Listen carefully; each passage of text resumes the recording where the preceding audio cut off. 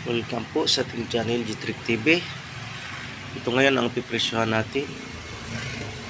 Ang estante na may 6 na division po. Sa store po to, sa sari-sari store. 6 feet po yung height niya doon.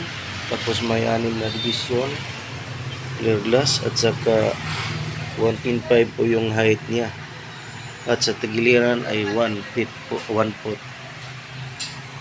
Ito ay clear glass 1 foot at saka may mga aluminum na 1 by 1. Yan, kita natin. May self siya. At may sliding po ito.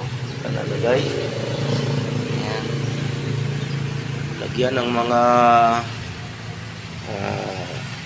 sari-sari sa tindahan.